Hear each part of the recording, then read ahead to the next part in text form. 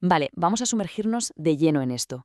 Hoy tenemos entre manos un material verdaderamente fascinante que desafía desde la raíz absolutamente todo lo que queremos saber sobre las relaciones humanas, la muerte y de una manera muy especial el concepto del compromiso. En este análisis vamos a explorar un marco de pensamiento que cambia por completo nuestro paradigma. Nos presenta una visión basada en algo muchísimo más profundo que las simples reglas de siempre. O sea, si alguna vez nos hemos preguntado ¿por qué fracasan tantas relaciones o instituciones que parecían indestructibles? Bueno, la respuesta que ofrecen nuestras fuentes de hoy es francamente reveladora. Para empezar a desenredar todo esto, tenemos que hacernos una pregunta fundamental. ¿Qué define verdaderamente a la lealtad? A ver, casi siempre, por pura herencia cultural, hemos confundido la lealtad con obedecer a ciegas. Creemos que somos leales cuando seguimos al pie de la letra las normas impuestas por la sociedad, por la familia o por nuestro entorno, estemos o no de acuerdo con ellas. Pero claro, las fuentes que estamos analizando hoy plantean un escenario totalmente distinto. Nos advierten que la sumisión a una norma externa no es lealtad en absoluto. De hecho, eso solo acaba generando conflictos y malestar. Entonces, si no es obediencia pura y dura, ¿qué es exactamente? Y aquí tenemos la definición directa, literal, que nos dan los textos. La lealtad es la adhesión a acuerdos conscientes. Y ojo, porque lo realmente potente de este concepto es que nos muestra que la verdadera lealtad no aparece de la nada. Necesita tres pilares que son innegociables. Una comprensión mutua total, compatibilidad para poder remar en la misma dirección y sobre todo esa flexibilidad mental para saber ceder y adaptarse. Sin un acuerdo claro, mutuo y plenamente consciente, la lealtad sencillamente no existe. Lo único que queda en ese caso es una norma que alguien acata por pura obligación. Y esto nos lleva a un contraste brutal. Es como la noche y el día. Por un lado tenemos las famosas normas sociales. Las normas imponen, no preguntan. Generan en nosotros un sentimiento de obligación que a la larga produce resentimiento, ganas de rebelarse y finalmente el colapso de la relación, ya sea en el trabajo, en pareja o en familia. Por otro lado, tenemos los acuerdos conscientes. Estos nacen de la voluntad, de hablar las cosas claras y de ser flexibles. Fomentan una armonía genuina porque las partes implicadas están comprometidas de verdad, no obligadas.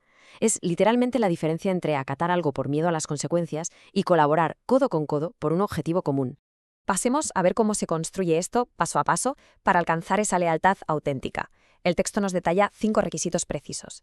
El punto 1 es la comunicación clara. Si hay ambigüedad o dejamos cosas en el aire, empezamos mal. El punto 2 es verificar la compatibilidad. A ver, si somos incompatibles de base, lo más sensato es desearnos lo mejor y seguir caminos distintos. El punto 3 es la flexibilidad, para poder encajar nuestras diferencias. El 4 es establecer los acuerdos en sí mismos.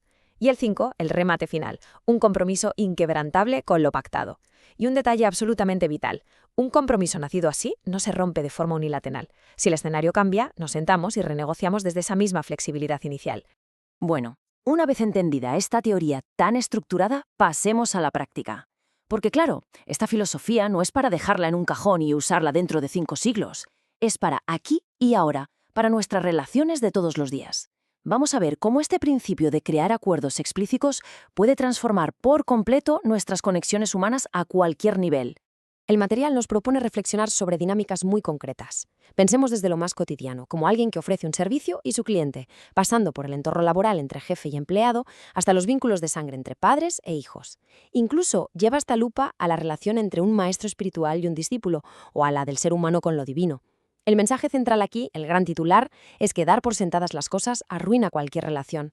En todos y cada uno de estos escenarios, triunfar requiere que dejemos de asumir normas implícitas y nos pongamos a forjar acuerdos totalmente explícitos y transparentes. Atención a esta frase extraída del material, porque es demoledora y lo ilustra a la perfección. La información se corta cuando no hay compromiso. Revela de una forma brillante qué pasa entre tener información y realmente aplicarla. Por ejemplo, si un directivo o incluso un mentor espiritual se da cuenta de que la otra persona no tiene la más mínima intención de poner en práctica lo que se le enseña, el flujo de esa información literalmente se cierra. Se acabó. No hay lealtad hacia esa enseñanza, porque nunca hubo un compromiso real de usarla. Al final, mantener esa dinámica sería perder el tiempo miserablemente para ambos. Y cuando llevamos este principio al terreno de la pareja, las fuentes no se andan con rodeos. Comparan de forma muy directa el matrimonio institucional clásico con lo que denominan una unión por acuerdo. Y lo reportan de forma totalmente observacional. El matrimonio, como institución, muchas veces hace aguas porque se apoya en leyes y normas externas que la propia pareja ni siquiera ha redactado. En cambio, para que una unión funcione de verdad, requiere acuerdos internos, forjados por ellos mismos. De hecho, el documento es súper específico e indica que en el amor se necesitan establecer nada menos que 16 niveles de acuerdos mutuos para garantizar de verdad el éxito y la lealtad. Casi nada. Llegados a este punto de la exploración, el material da un giro espectacular y se adentra de lleno en el terreno existencial. Nos invita a frenar un momento y a adoptar una visión profundamente contemplativa sobre algo que en nuestra cultura genera muchísimo dolor y controversia: las decisiones al final de la vida. Y lo hace mostrándonos cómo observan todo esto los llamados maestros, esas entidades de sabiduría superior. Fijémonos en cómo se desglosa esto, porque los datos de este marco revelan algo impactante. Ya sea que alguien opte por dejar que la naturaleza siga su curso sin intervenir, decida pedir la eutanasia ante un dolor que ya no se puede soportar, o elija conectarse al soporte vital a toda costa, la perspectiva de los maestros espirituales es exactamente idéntica en los tres casos. La decisión es válida, 100% válida. Ni juzgan ni critican. Sin embargo, lo que sí cambia de forma radical es la experiencia que vive la persona. Dependiendo del nivel de conciencia desde el que se decida, el resultado terrenal será un proceso lleno de paz y sabiduría, o una prolongación de sufrimiento nacida del apego. Básicamente, todo se reduce a diferenciar las decisiones tomadas desde la sabiduría de las tomadas desde la ignorancia. Una decisión de sabiduría está guiada por el amor. Busca, por encima de todo, minimizar el sufrimiento general, tanto el propio como el de los seres queridos. En el otro extremo, una decisión basada en la ignorancia suele estar arrastrada por un apego desesperado al cuerpo físico, ignorando por completo la angustia o el estrés brutal que esa resistencia provoca alrededor. El universo respeta ambas opciones, por supuesto, pero cada una desencadena un tipo de experiencia vital completamente opuesta. Y todo este tema existencial nos aterriza maravillosamente en un principio inquebrantable. Solo hay un número clave aquí: el 1. Existe un único punto en la línea temporal donde tenemos el poder real de actuar, de hacer nuestro trabajo interior y de transformar lo que vendrá después. Ese punto es el presente absoluto. Estar siempre sufriendo por el futuro no sirve para nada, y vivir atormentados por el pasado tampoco. Ojo a esto, porque aunque al principio suena un poco a ciencia ficción, tiene todo el sentido del mundo. Las fuentes nos enseñan que el trabajo de verdad consiste en cambiar el pasado en el presente. A ver, los hechos físicos son inalterables. Lo que pasó, pasó. Pero si recordar ese pasado nos sigue generando rencor, rabia o angustia a día de hoy, lo que hay que cambiar obligatoriamente es nuestra interpretación mental de esos recuerdos. Al transformar cómo vemos nuestra historia hoy, en este preciso momento, arrancamos el sufrimiento de raíz y construimos una realidad de paz increíble. Para demostrar hasta qué extremos llega esta filosofía de los acuerdos, el texto original nos lanza al que quizás sea el evento más provocador de la historia. Lo utiliza como el plato fuerte, la prueba definitiva para que veamos la distancia abismal que hay entre lo que nosotros solemos juzgar como una falta imperdonable y lo que a nivel espiritual resulta ser la lealtad más absoluta. Entonces, el punto crucial de todo esto, y es una afirmación que rompe absolutamente todos los esquemas, es esta: Judas no fue desleal, cumplió un acuerdo. El texto sostiene con total firmeza que ese acto histórico por el que esta figura ha sido condenada de forma implacable durante milenios no fue, bajo ningún concepto, una traición. Fue el cumplimiento milimétrico de un compromiso sagrado pactado previamente con su maestro. Es un choque de trenes total entre dos formas de ver el mundo. La interpretación humana, que siempre está limitada por las reglas de la sociedad y por cómo nos hacen sentir las cosas, etiqueta rápidamente esa acción como la madre de todas las traiciones. Pero la visión de sabiduría nos revela la existencia de ese acuerdo espiritual previo. Un pacto durísimo, sí, pero imprescindible, donde cada cual tenía que interpretar su papel para que se pudiera entregar la enseñanza definitiva al mundo.